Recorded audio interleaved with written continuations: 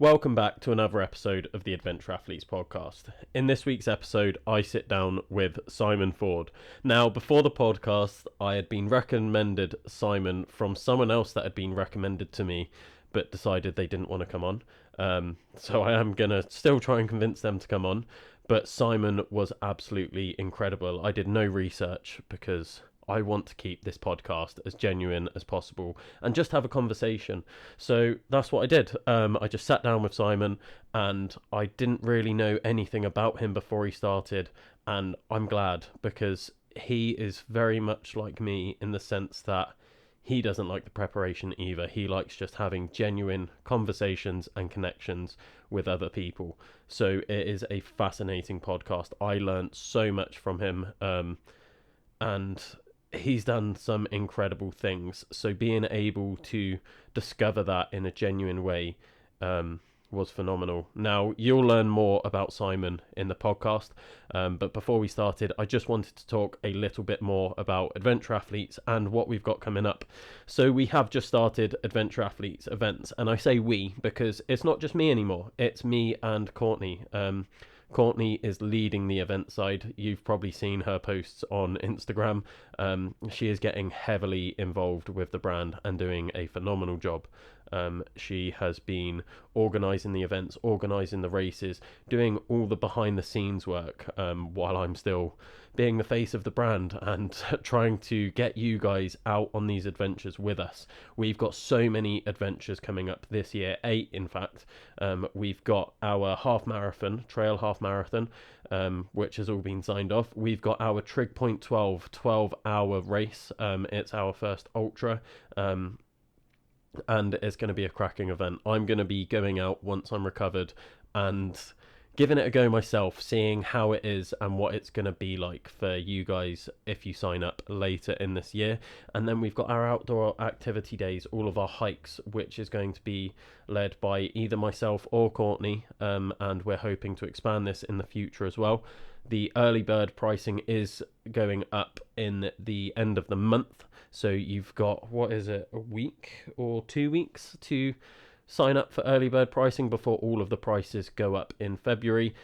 We've got our Penavan horseshoe hike, we've got our fan dance, we've got the Welsh Three Peaks, Abergavenny Three Peaks, the National Three Peaks over a mountain a day over 3 days, so 4 days total.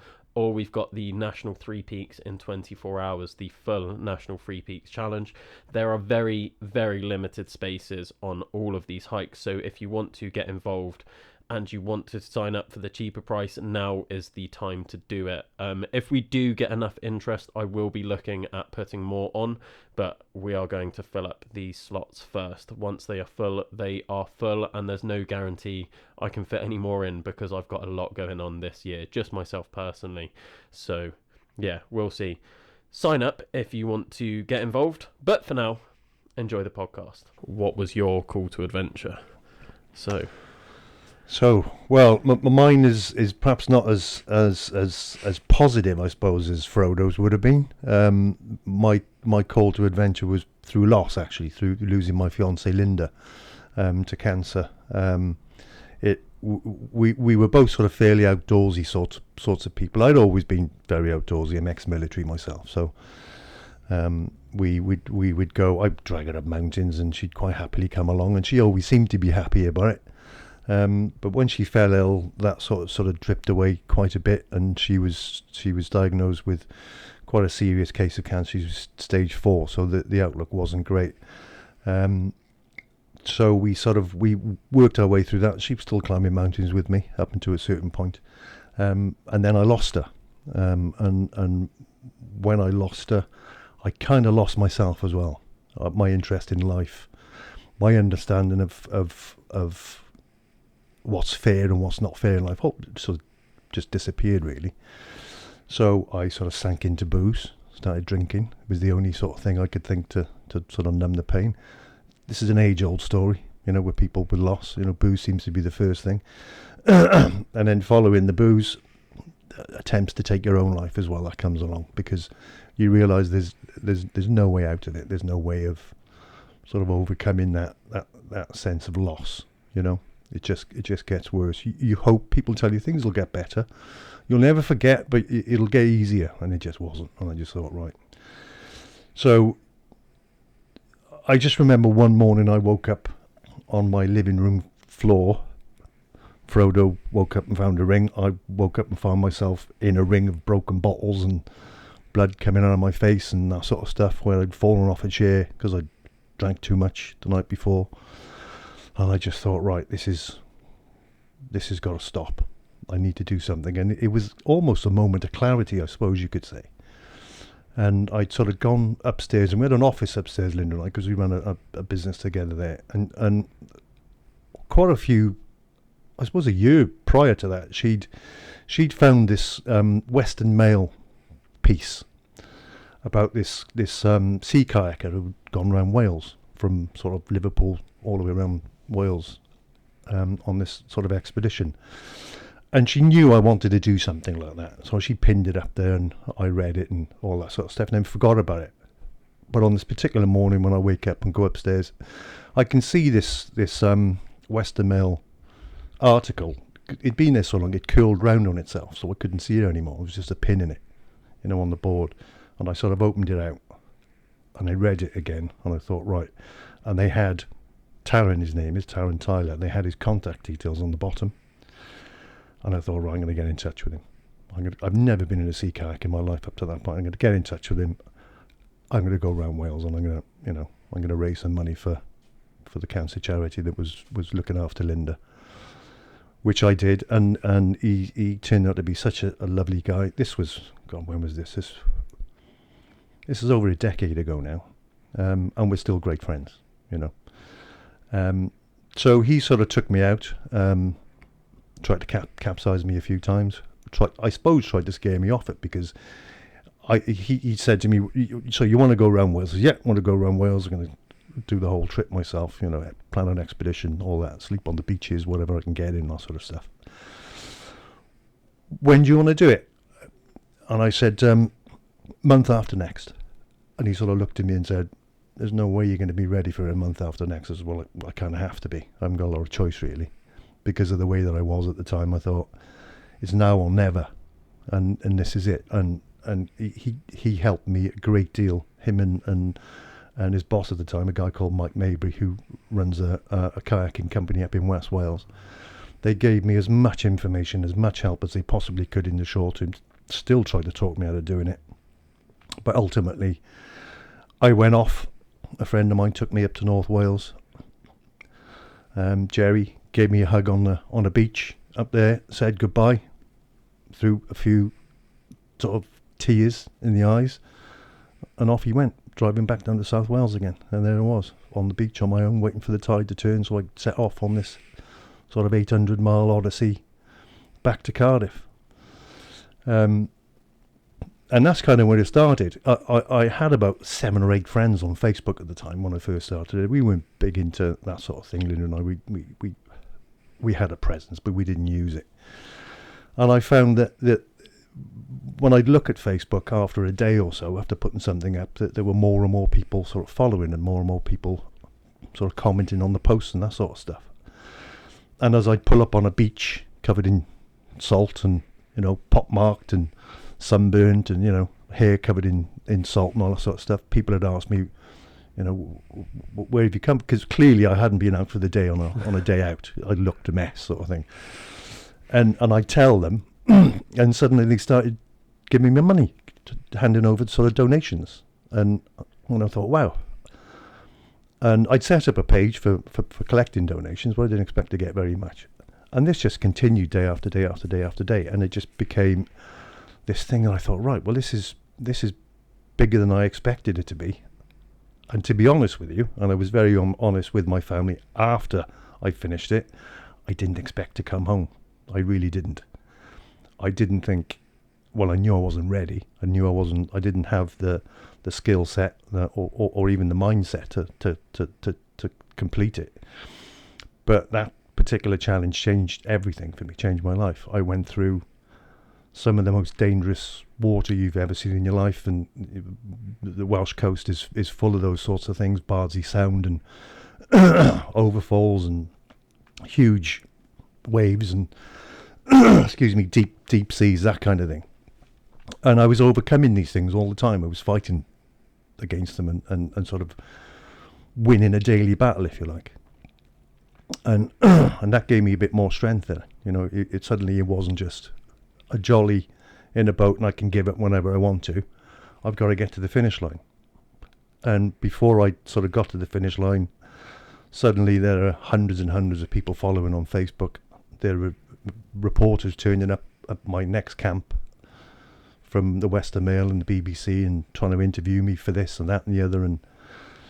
And by the time I got round to Cardiff Bay, there were thousands of people there, sort of welcoming me home. My brother had his band there, playing night boat to Cairo as I came through the lock gates and all that sort of stuff. And I'd raised about £40,000. Oh, wow. Yeah. So I was quite stunned by that. Not all of it was given in cash. It wasn't in the boat. Just carrying 40 grand around with you. It would have been a bit dodgy. But yeah, and it was kind of that. Moreover, it was that, and it was lovely to see so many people there. There were people from school I'd not seen in 40 years. Do you know what I mean? They were on the dock, and they were, wow. And I was really overwhelmed by it all. And then when that sort of ended, that evening ended, because it did go on sort of quite late, and I'm still stood there in my kayaking gear, of course, all night. Restaurants and bars were offering me free meals and free drinks, all this sort of stuff. It was quite, like I say, it was overwhelming. It was quite not something I'm quite used to. So eventually I went home, and I went home to an empty house again, and suddenly it was I'm alone again. It was, what do I do now, sort of thing. And it took me about 3 weeks to be able to sleep in my own bed. I actually put my small tent up in my living room downstairs, and I slept in that for 3 weeks because I couldn't face the reality of being back. So, big breath. So then I started to germinate these ideas of other challenges that I would take on. And I think I took on one or two other challenges and did this, that and the other, and I sort of realised, well, if I can raise that much, what if other people come along and they raise it as well? You can raise it by a factor of how many people are on that trip. So that's kind of what I did. So I started to scope out these challenges that that every man could do. As long as they were in fairly good shape, or they were prepared to get in good shape, they could come along and do. So suddenly I had these ideas of Arctic treks on snowshoes and skis, ultra marathons through the Sahara, not the Marathon des Sables and things that I'd set up myself. I'd go out.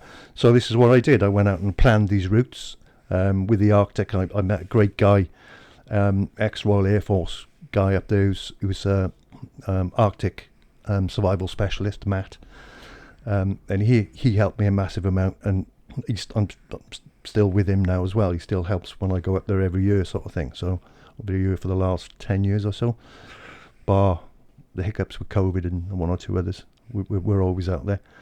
So I would go out into the Sahara on my own and set a route up. Right, this is the route we're going to do. We're going to go through this canyon here. We're going to go over these dunes there. And I'd plot it all and come back, and then I'd promote it through Facebook. Who wants to come with me? And hands would go up, and people would be, well, I'm not too sure about this, but we'll give it a go. And I'd invite them out for training days. We'd go to Merthyr Mawr, to the sand dunes, to train for the Arctic and the Sahara, because, movement defeat and that sort of stuff. And suddenly these teams started to build, and I started to meet these people who, as I'm sure you know yourself, with your love of the outdoors, there's a certain kind of mentality. You could walk past somebody walking down the street in the middle of Cardiff, and you wouldn't know anything about them.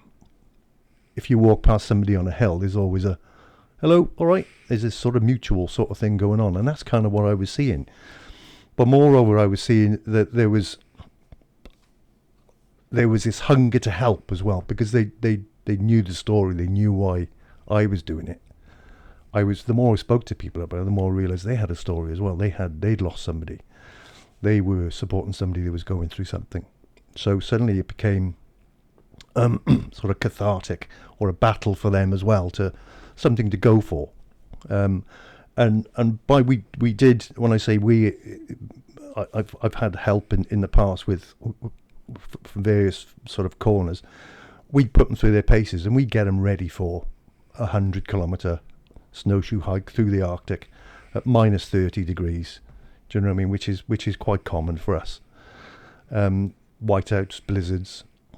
We teach them all the skills they needed to know to survive in the Sahara when things go wrong, and things always go wrong. So suddenly, these challenges that they should be for superhumans, that person you were walking past in the street in Cardiff was doing. Do you know what I mean? And suddenly their sort of network was identifying it and going, wow, did you hear about my uncle, my auntie, my sister, my brother, my father doing this? And that network would spread and spread and spread. And the more it spread, obviously the more money we were raising. And I think at the last count, with just over 500,000 raised across the whole sort of gamut of adventures that we've done. So then it becomes, before the 500,000, it becomes a way of life. So, and I've seen you. It's very obvious it's your way of life, and I understand you. You're one of those strange folk like me that I instantly understand because of the way you are and the way you come across. It's a way of life, and you can't imagine yourself doing anything else. There's always that part of there's a reason why I'm doing it, and I'm still doing it, and it's that sadness that you always have to sort of address, I suppose, when you're doing these things, planning them or actually doing them. But there's also a huge amount of joy involved with meeting new people, taking these people and sort of ultimately turning these people into something that they weren't really sure they could be. And like I say, over the years, in terms of the teams, usually with the Sahara, for example, we'll have a team of between 12 and 16. Same with the Arctic. The canoe trips are slightly smaller because we need to sort of keep people together. But over the years, those team numbers have gone over, I'd say, about 150 people. They were complete strangers before to me. And I'd say the vast majority of those, probably 95% of those, are still friends for life. We've just had our sort of Christmas do, Venture to Victory Christmas. Venture to Victory is the organisation that I created. Venture to Victory Over Cancer, originally it was called. So one of the girls from the teams, she's wonderful. She's organises a Christmas do every year. There was one year where she'd organised several because she'd done an Arctic trip and a Sahara trip on 2 different dates. So she'd organised an Arctic Christmas do and a Sahara Christmas do. And I had my rugby mates Christmas do as well. And I found myself having 2 Christmas dinners and 2 Christmas do's in the same day on one weekend. So going from one meal to another, but that was kind of, I'm grateful for it as well. Do you know, I'm absolutely grateful for it, and that sort of continues. So the ultimate aim was to raise money for Linda Cancer Centre, which is where Linda was treated. But over the years, after about a decade, I realised that I'm stipulating this. I'm saying you can come onto the team. You need to be the right kind of mentality, the right kind of person. And this is why I do the training weekends and the training days and the team building days. If things do go wrong, you need people there who you can trust. And their teammates need people who are going to help and allow them to be helped if they need it as well. So that's sort of all instilled in it over those training sort of days. But we kind of, I've lost my train of thought a little bit there, which happens very often. I often sort of send out the wrong information pack sometimes. So I'll send out a kit list for an Arctic trip, which covers all the Sahara stuff, and the other way around. So yeah, But ultimately, it's about the team, and it was about the team, and it was about the fundraising. Like I say, for Valindra Cancer Centre. Then I started to realise that people that were coming onto the trip were raising it, maybe for a cancer charity that was close to them, or an Alzheimer's charity, or whatever it might have been. And I started to think, well, it's a little bit unfair that I stipulate to them that if they come onto my trip, they have to raise money for this particular charity. And they're all very sort of willing to do that, and they did do that.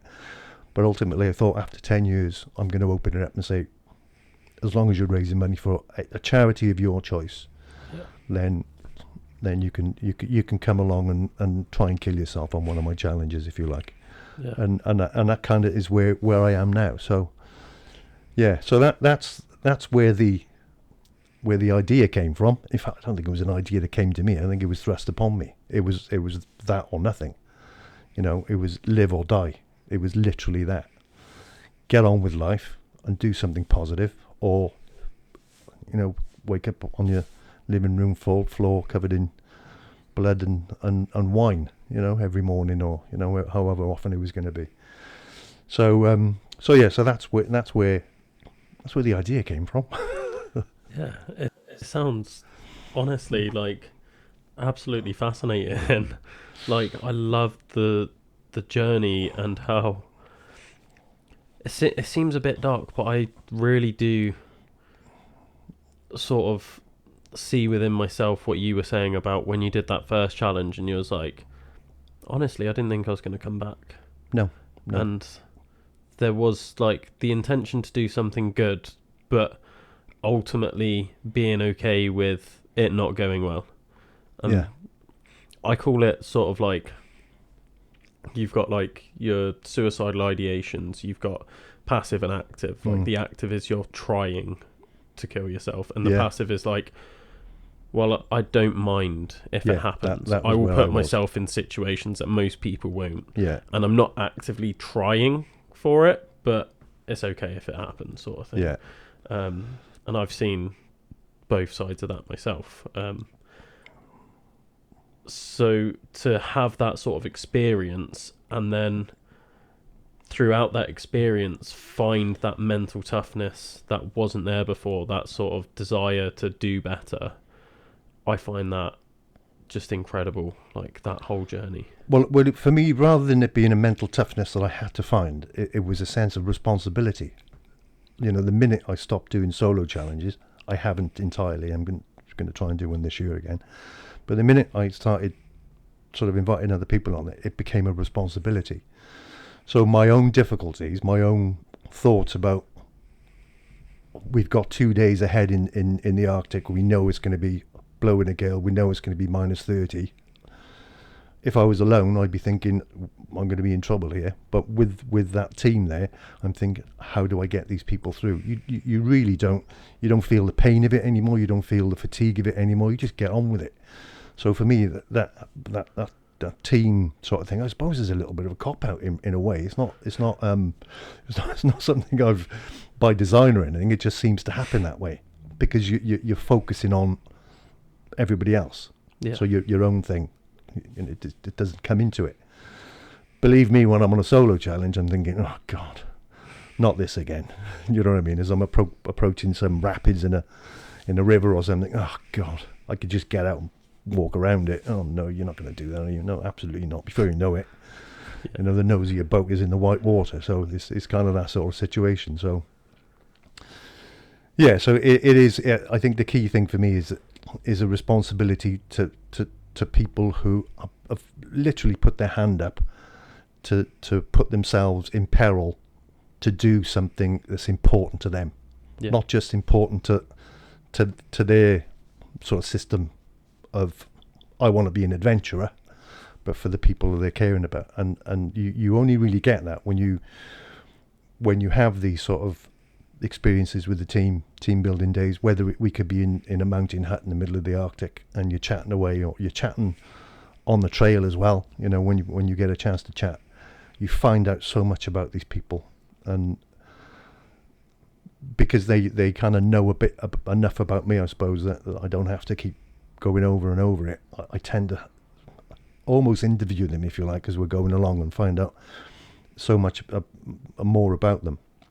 But in their responses, you can see there's genuine sort of emotion in their responses when they cut around to talking about the person that they're there for rather than themselves. They suddenly become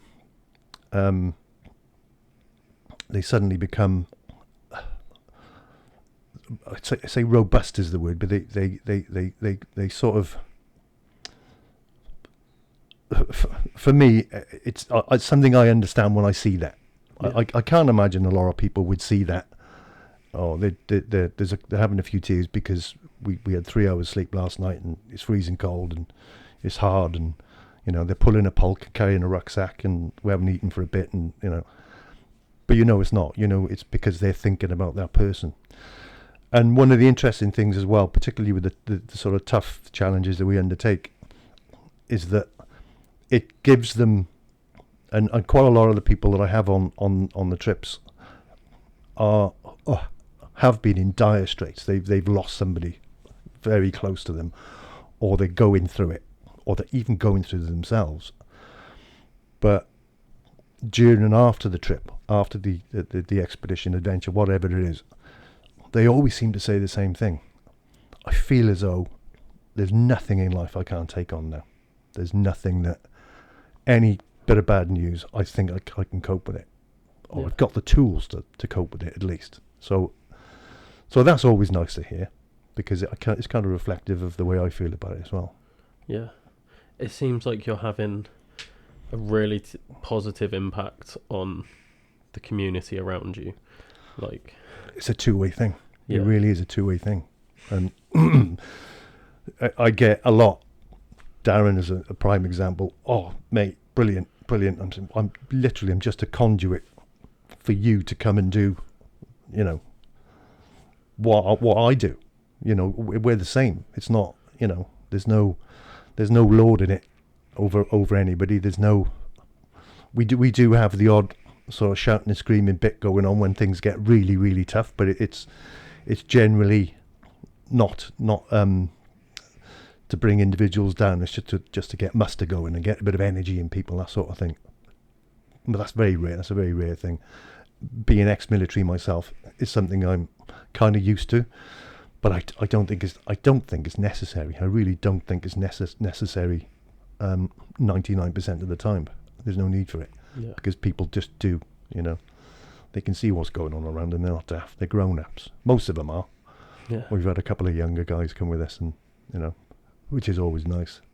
And again, they come back and say, I feel I can take on the world now, Yeah, there's definitely something to be said for taking on, I call it chosen adversity, like putting yourself through a hard thing. Yeah. Because the hard things are going to happen to you, right? Like you're saying, a lot of the people that have gone through these challenges, why you got into challenges yourself is life has given you hardship. Yeah.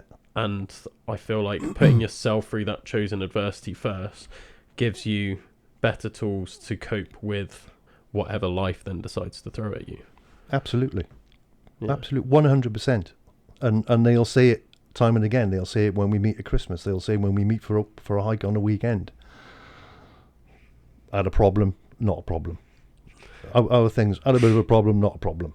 And that's it. Before it would have been a bit of a problem, now it's not a problem. And it's just wonderful to hear. Because then, of course, like I said, mentioned their own networks.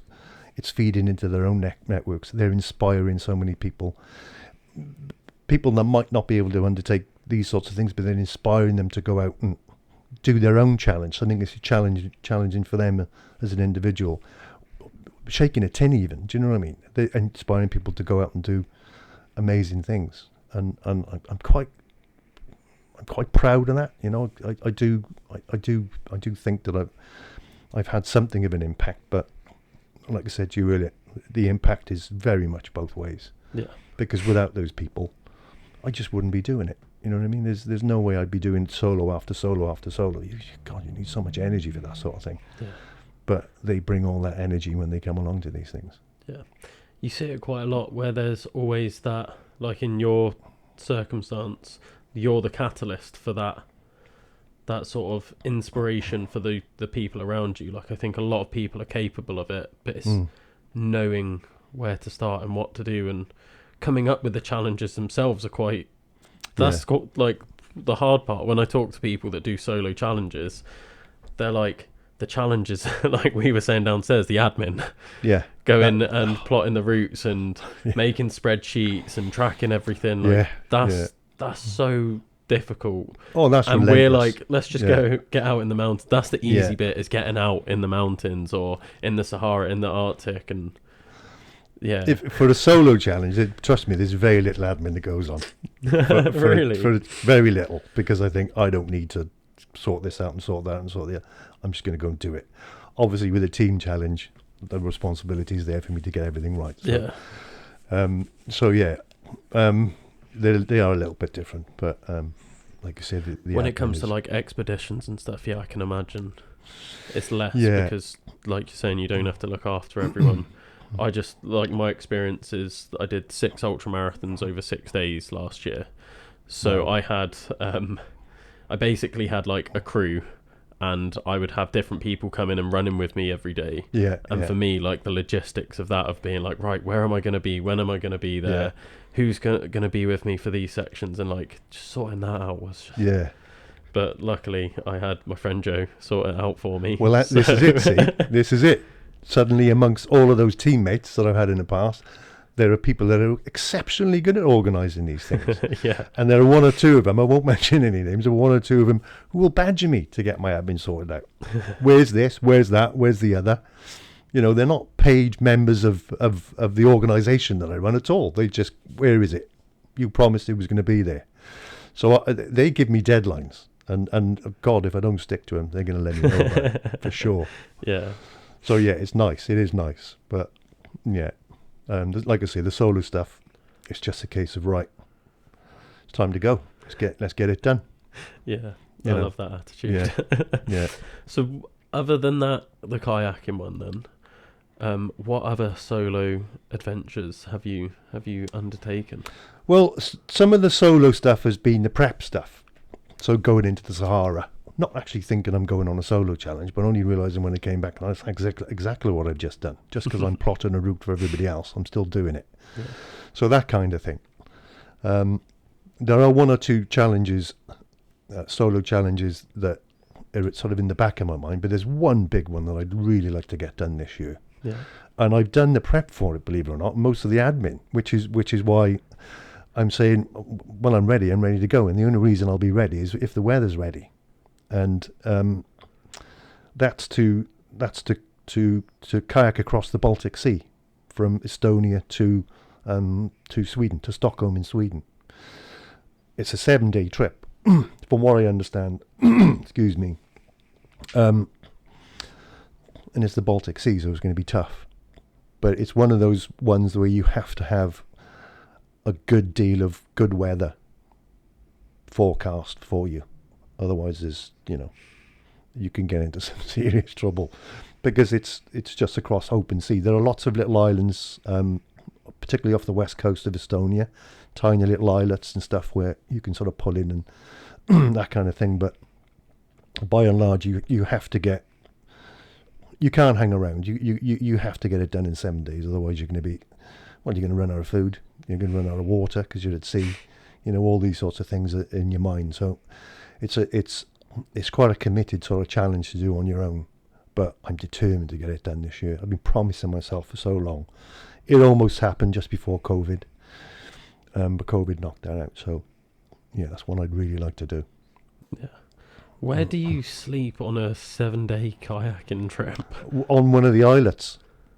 That's where. So you're not... People seem to think you sleep in your kayak at sea. It's impossible. If you're in one of the challenge rowing boats that goes across the Atlantic, fine. There's a berth in there for somebody while other people are rowing. But in a kayak, you have to find somewhere. And going around Wales, I managed to find little coves and stuff. And obviously, I was doing it in September, so quite a lot of people, August, September, so quite a lot of people on the beaches and stuff. So I was having to find my own little niche somewhere, away from people. Not that I was being, antisocial, and on occasions I couldn't avoid people. And on those occasions, it was great because they would donate money to the charity. So, on reflection, looking back, I probably should have got engaged a bit more, but I just didn't want to. At the time, I didn't want to see anybody or be with anybody. It was about 8 hours paddling, 8 hours trying to find somewhere to pitching up and doing some foraging for some food, and trying to get 8 hours of sleep, which is rare. It doesn't really happen. I'm sure if you're on. You get 6 hours. What I tend to say to the team is, look, if you get 6 hours, anything is a bonus after that. So try and get 6 hours. Yeah. Because it does work against you if you have to think, and you have to emotionally, you're a bit of a wreck as well. And these are the things we try to instill into the team before they come onto the challenge. And particularly with somewhere like the Arctic, that you can, even with a really good team around you, if a whiteout comes in and you have to batten everything up, ski goggles on, face mask on, ears enclosed, you can barely see the person in front of you through the whiteout, and that could go on for hours and hours and hours. It could go on all day, really. Suddenly you become or feel very isolated. You can't talk to anybody. You're with your own thoughts, and I find very often in those circumstances, that's when it really pushes people. And I've talked about this before with teams before I've taken them out. This happened before, and you find you really see where the strong, everybody's strong, but you really see where these outstanding people are, where they manage that really well. But you also see where you can see some people's heads sort of go down, and suddenly they're starting to circle the drain a little bit, and you think, right, we've got to get them up. And because their head will go down, they'll fear failure because they've told everybody back home this is what they're doing, and they've raised loads of money for it. And suddenly they're thinking, what happens if I have to drop out? And the head goes down. They forget to drink. They're not interested in food anymore, which obviously worsens everything. So further and further down you go. Once you tell your teammates about that, and my job usually is to be up and down that line and making sure everybody's okay. I try my best, but you can miss people. And then you'll have a teammate coming up and saying, Simon, so-and-so's in a bit of trouble, I think. We're trying to get some words out, and, I thought they were fine. We'll go back to them and they are in trouble. And that's where the team sort of works, and it sort of works itself out, I suppose, in a way. So when you sort of describe that to a new team that hasn't gone out, they want to experience that. They don't want to go out there and have, it's minus 15 and the sky's blue and everything, and that's what we had for 7 days. They don't want that. They want to be in that situation. They want to experience that. I think that's crazy. Having been there so often, it's bloody awful. It's terrible. But it's something that most people will never experience, though, isn't it? No. And that's the draw of it, is I'm doing something that hardly anyone's done.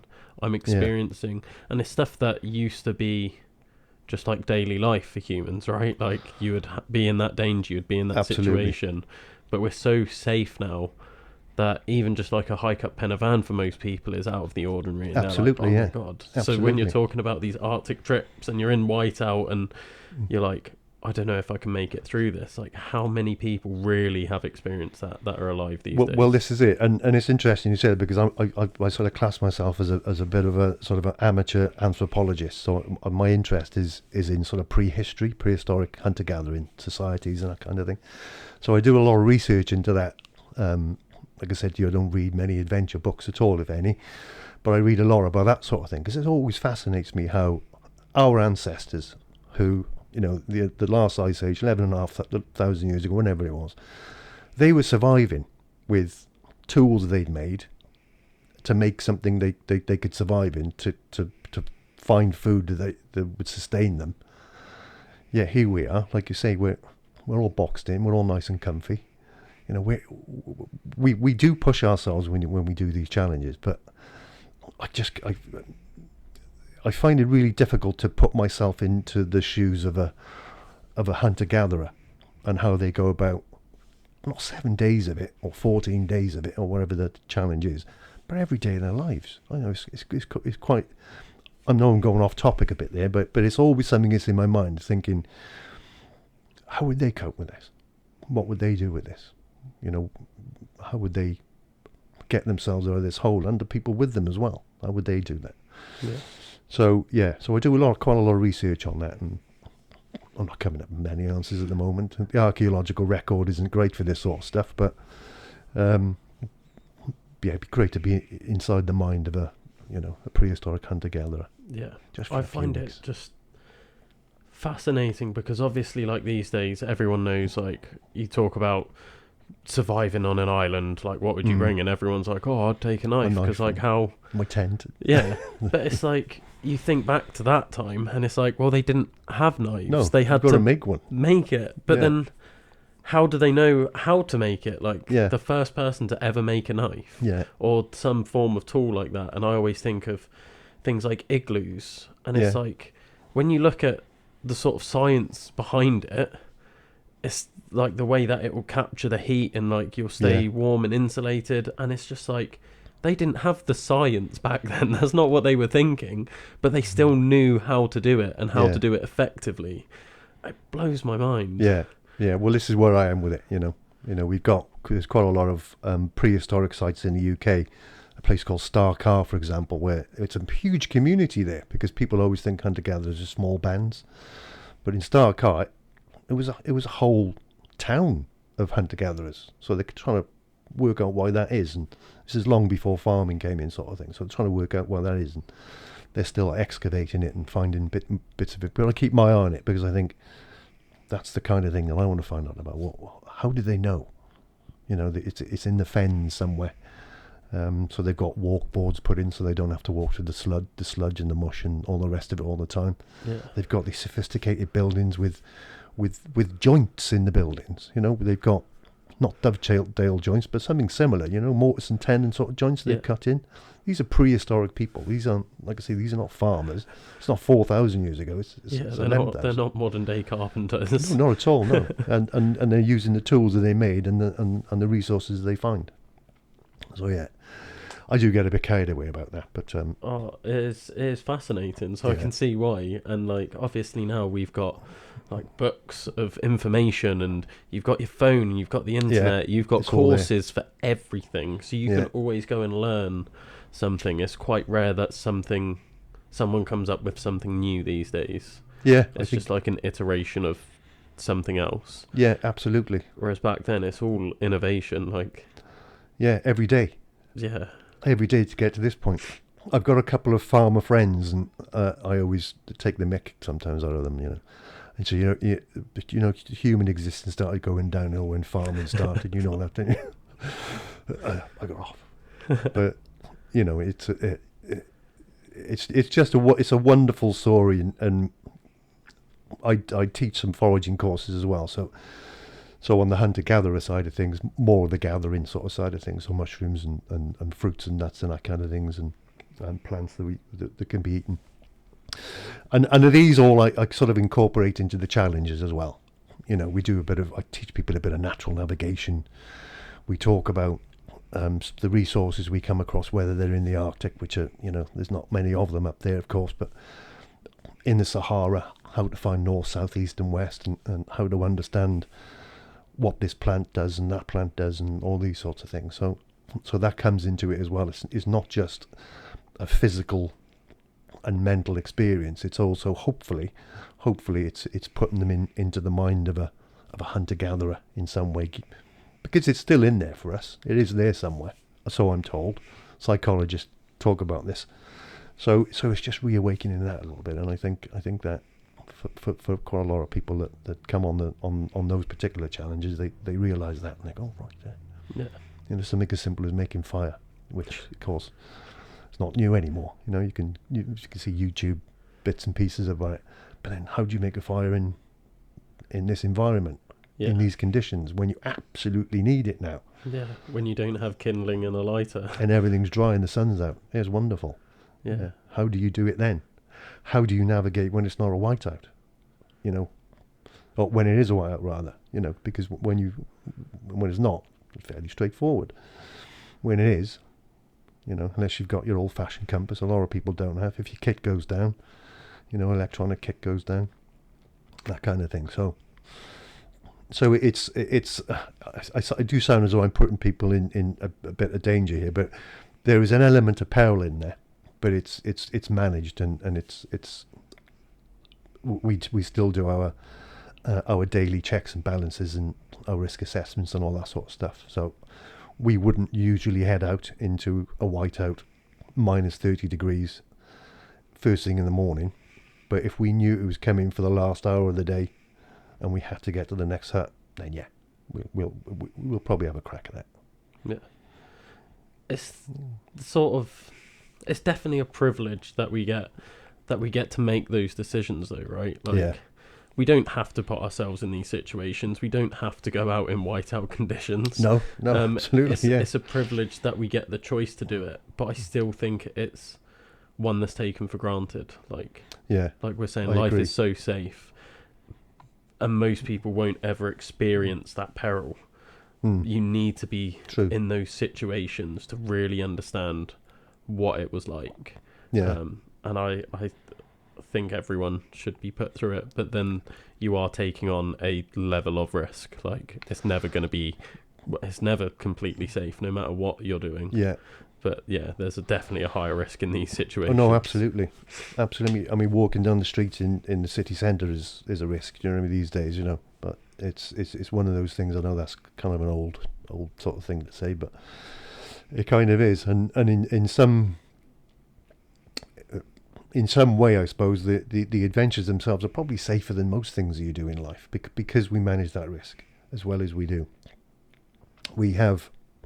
I'll give you for an example. When we're out on the trail on in the Arctic, for example, we know how to manage ourselves. Blisters are the main thing that we have to contend with up there, because snowshoes change your gait slightly and the way your boots work and that sort of thing. So you start getting rubbed. So I have a no bravado policy on everything, and I hammer this home: no bravado, no bravado. If you have a hot spot, if you start to feel, I don't care if you're 6'5", second row rugby player, or the hardest nail cross training athlete in the world, if you feel it, tell me, because if you don't, you're going back to base camp, because that will open up, and it won't be healed. Do you know what I mean? So there's a no bravado sort of thing going on there. So for example, we could be again, I've lost my trail of thought. My head is in blisters now, see, because I'm the one that tends to have to deal with the blisters, even though we have medics on the thing. When it comes to feet, it seems to be my job to sort of sort those out. So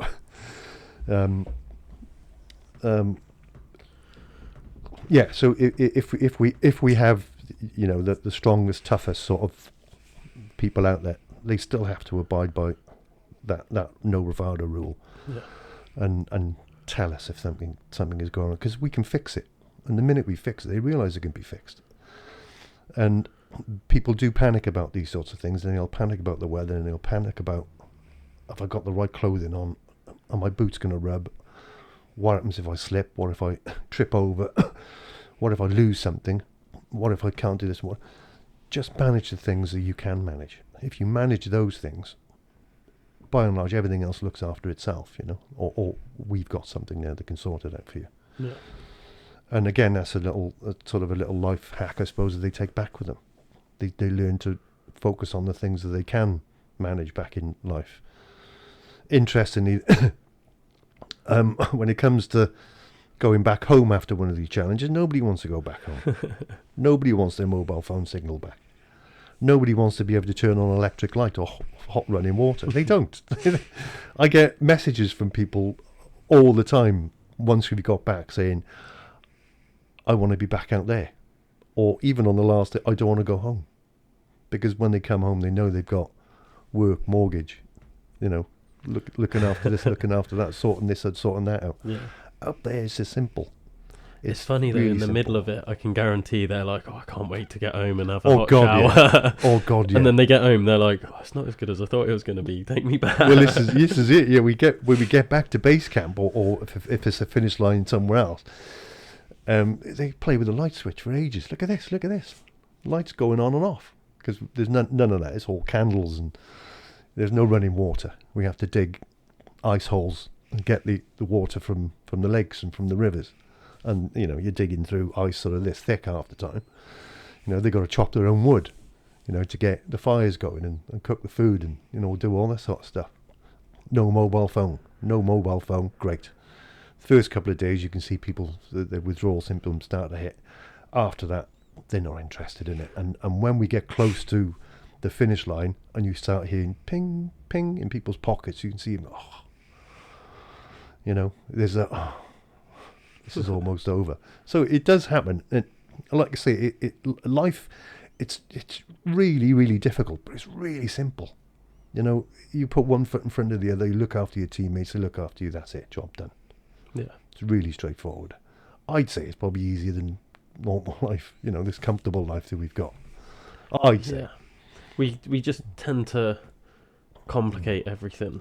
And it's almost in a way that you're trying to make your own life difficult in daily life. You're trying to find the stress. I think that's what we're programmed for. Is you're right. taught to problem solve. You're taught to be in these hard situations, evolutionary, like hunter gatherer. You got to look for danger, right. And we don't have that now. So we have to find that ourselves and put ourselves through stress. Yeah, I think you're right. So I think that's probably the best reason why we should go out and do these hard things, because then you've done it.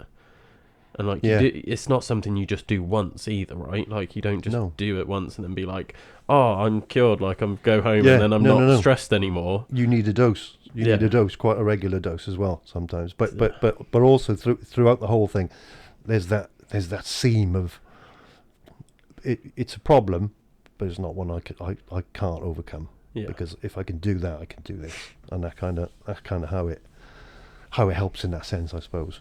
But you're right. You need a bit of a dose once in a while. I think the Japanese have got it right. They've got a thing called a misogi. Have you heard about that? No. So there's this Japanese term, a misogi, where I think it's a bunch of monks or something do it, and once a year they go out and their specific one is they hike up this certain mountain in their robes and sandals to a waterfall, and they stand under the waterfall. They have to be under it for a certain amount of time, right. Essentially like the world's most powerful cold shower. And then they hike back, and it's this really big thing for them, and they do it every year. And it's that thing of you're going out, putting yourself through something so difficult that it changes your perspective, like we're saying, for the rest of the year. You get back and you're suddenly the stressful things aren't stressful. But then there are people, I got this idea of a writer called Jesse Itzler. He's an entrepreneur. But he's I do one hard thing. I do my misogi, one hard thing every year that just changes my perspective for the whole year. And I love that term, just going out and just having, this is where one, my challenges come from, is I'm I do one big challenge a year and that will define my whole year. I think everyone needs an. I think that's, I mean, I wish I could get away with that, I really do sometimes, but I suppose that there's a slight addiction with it as well, with people like yourself and me, that one's never enough. No.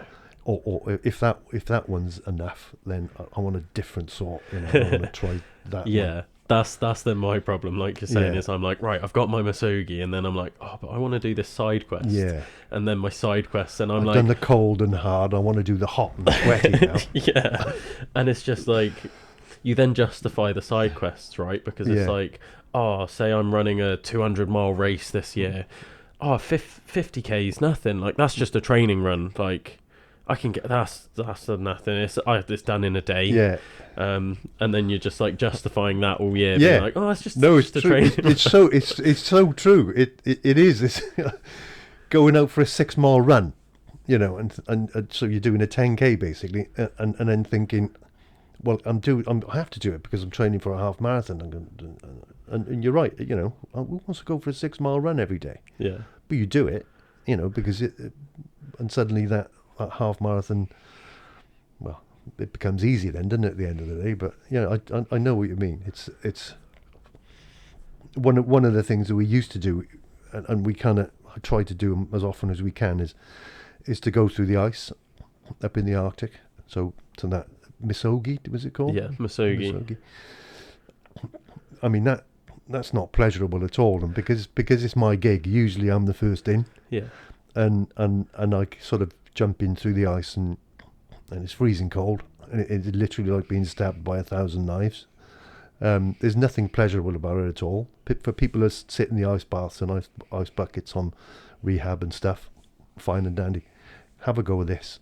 It's awful. It's really awful. And then to get out again. And every year I can hear myself under my breath. Go right, here we go. We're going to the ice. This is how you do it. We're going to do it this way. And Matt's on the other end of the rope. As I approach the hole, you can hear in the mind, for God's sake, what am I doing this for again? And in I go. I mean, it's a bit more sweary than that sometimes, particularly when my midriff hits the water. But yeah, I understand that. I do understand that, because it's for something like that, it's something people will never do. And then you tell people, I've been through the ice, and the teammates, I've been through the ice. Have you? Wow. Yeah. And I think it's not necessarily boastful, but I think recalling it is gives you that sense of that one thing you wanted to do in a year. Yeah. But like I say, I need more than that. Yeah. It's got to be more than. I don't mean going into an ice hole 3 or 4 times a year. I don't want to do that. Once a year is enough. But it's just finding that bigger challenge. Something else. Yeah. Once you find that. You do that thing that you think was like right at the limits of what's possible for you, and then you achieve it, and then it's like, well, that was possible, so what's next? Yeah. It's never like, oh my God, I did this thing. It's dangerous, isn't it? And it's like, oh, I've achieved it. Like, wow, I didn't think I could achieve it. I'm happy. It's like, it's just that overcoming sensation. It is. And then, that can't ever get smaller. You can't be like, oh, I've run a marathon, I feel great.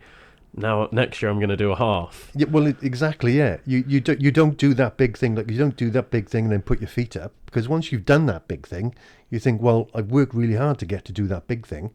Why would I put my feet up now after all the pain? I'm going to carry on. I'll carry on, and I'll find the next thing while I'm staying on top of things. Yeah. Do you know what I mean? So so it does become fairly constant. I'm 57 now this year. I think I'm 57. I mean, you forget after 50, but I think I'm 57, and I can't imagine. And a lot of my friends are retiring now, sort of my age and slightly older, and I just can't imagine myself retiring. And that's not because of me. That's something that's become instilled in me because of these challenges. Because on these challenges, we've had several 75-year-olds who I've looked at and thought, how the hell are they doing this? They no grumbles. Carrying other people's rucksacks when needs be, bringing a sort of humour to the team, and you're thinking, right, that needs to be me. Yeah. So you go 57, 75, do the maths. That's how much longer I've got before and I've got 1 or 2 of them. Again, I won't mention their names. Who would still be doing it now at the age of 50? How old would he be now? He'd be 70, 78 now. But he had to give it up because, let's say it would have been domestically difficult if he didn't, because he was doing a lot of it. Yeah. So there's the inspiration for me. I really don't think I'd be thinking to myself, if I hadn't met these people, that was possible. Yeah. Do you know what I mean? But then you see them and think, wow.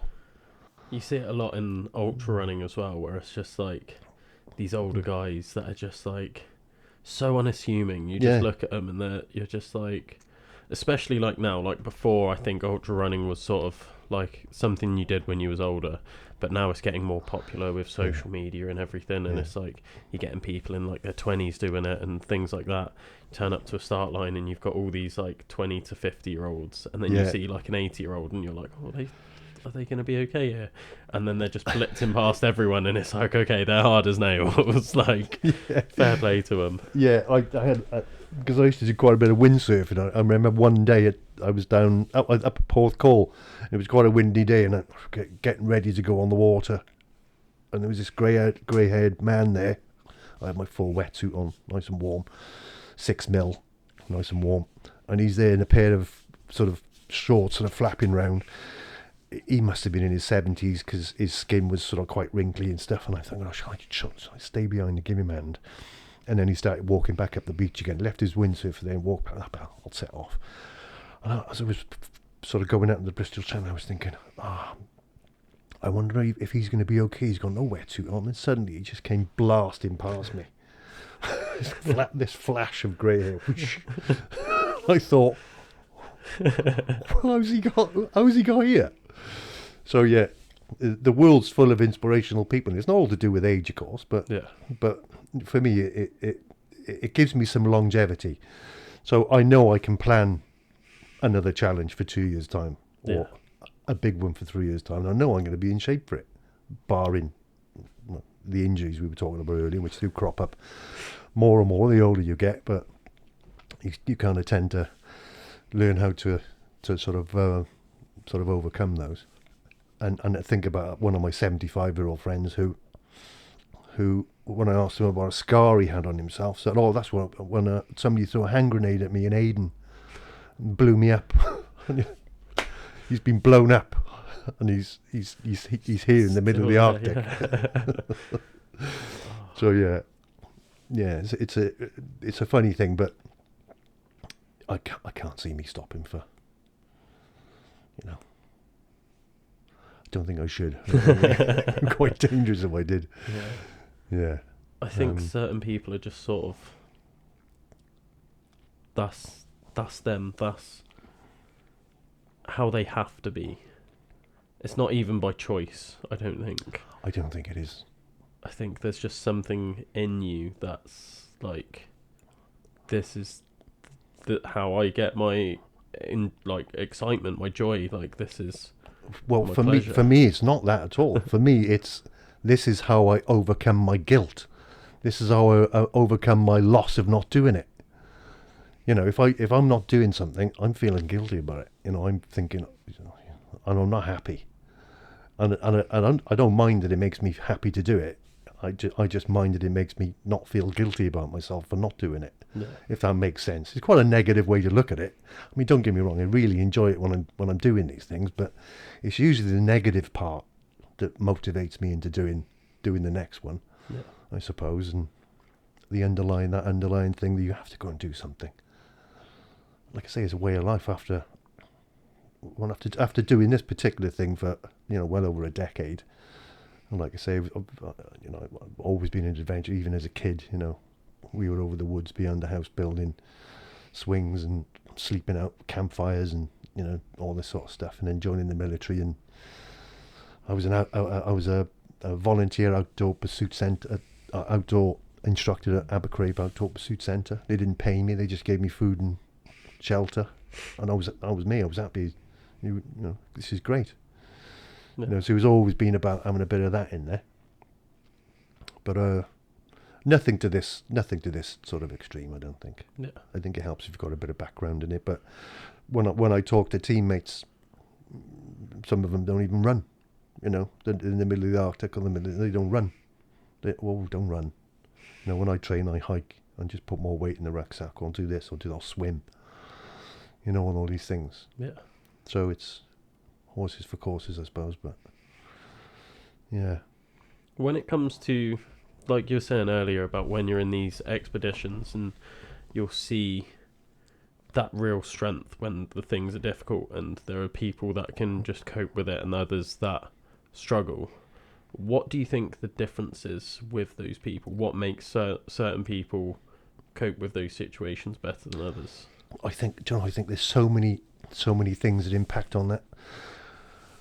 Like I say, to put a crude example together, your big 6'5" second row fear of failure could be something for that particular person, whereas a 5'6" beam pole who nobody expects to do any good back home, no fear of failure.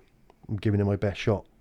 So that, for them, there's added pressure for one. There's baggage for one of them, which is no baggage for the other.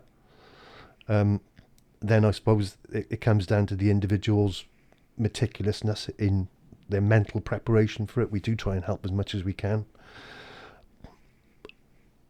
A lot of the people we take along are quite young, so in their 20s and that, but some of them, a lot of them are over 50.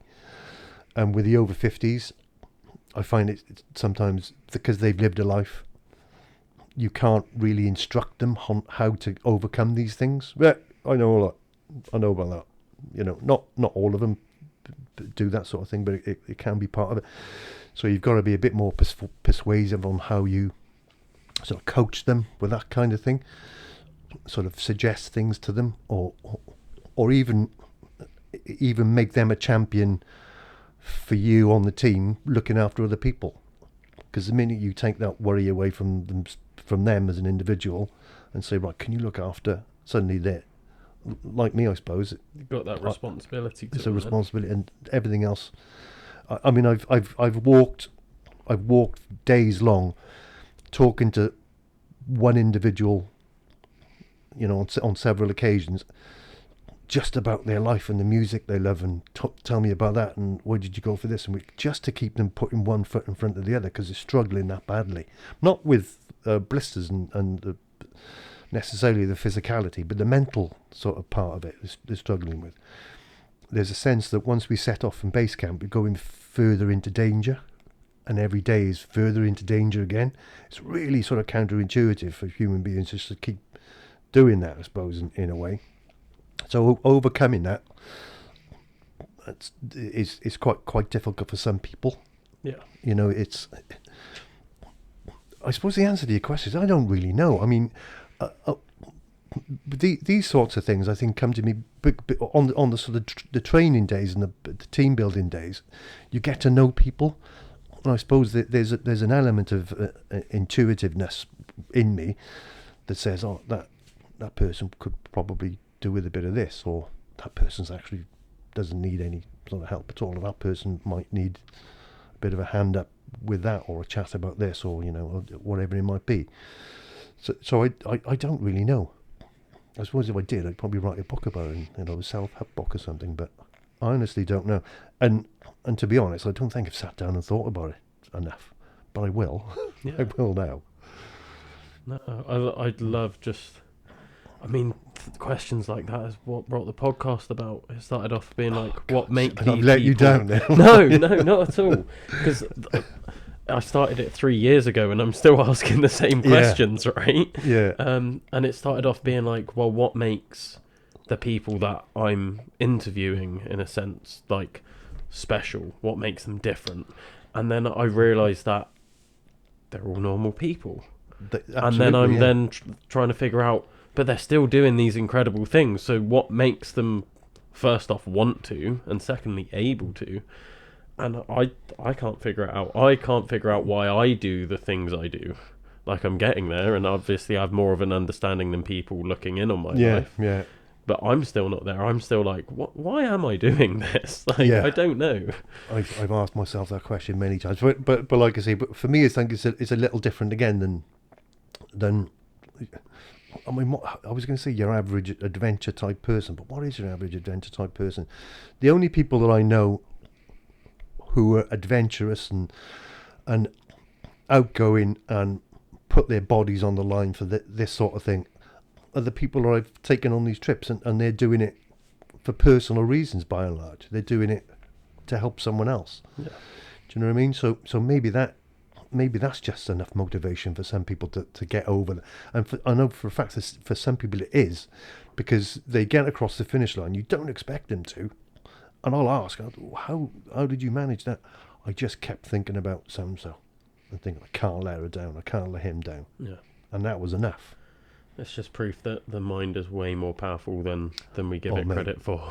Mate, I wish I could answer questions on that. I really do, but I have seen some dramatic turnarounds in people in terms of their physical and mental persona 1 minute, and the change that goes through the next minute to get them across the finish line. And I'm still like, how the hell did they manage that?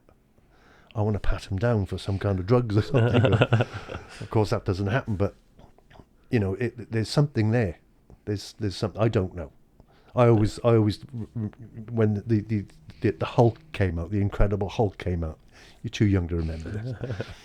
But the reason he wanted to try and make himself strong was because he'd read these stories about these people that, in a moment of need, become super strong. So if a car is rolled over on someone they love, they can lift the car over and all that sort of stuff. And David Banner was fascinated by this and wanted to find out.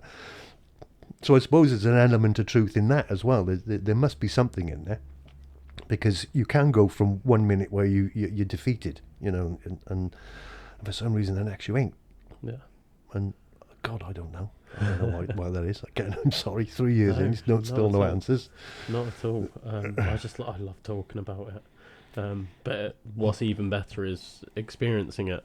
And I guess that's why you do what you do, and it's why I've started expanding my business in the same sort of way. Is we want to give what we've experienced to others and be like, we've had this experience and it's been life changing. It's a pleasure, isn't it? This could be you as well. Yeah, it's a pleasure. I mean, it'd be lovely to say that I do it for completely selfless reasons, but it's lovely to see people enjoying themselves, and and you can see it because they keep coming back. I don't know why. I wouldn't. When's the next challenge time, and what is it? Why? I want to come do it. Why? Oh no, it sounds amazing. If people do want to book on for challenges with you, where can they go to book on? So the Venture to Victory website is probably the first port of call. I'm currently updating it because we're January now, like I said to you earlier. 1st of January, new challenges going up. 15th of January, still not up there, but most of them are. So the Venture to Victory website is probably the best place. But if anybody's interested in doing this sort of stuff, I'm not a massive fan of Facebook and social media and stuff, but I am on those things. It might be an idea just to follow. There's loads of pictures on my Facebook profile and stories and sort of people that have followed and commented and all that sort of stuff on there. I'm going to get the Instagram up to speed, but I suppose the website and the Facebook. Send me a friend request if you want to, or follow or whatever you want to do, because you'll always be whenever there's a challenge, imminent, it'll go on Facebook, website, and if you're the first to know, you're first there to be. Yeah. You're the first there to be put in peril, I suppose.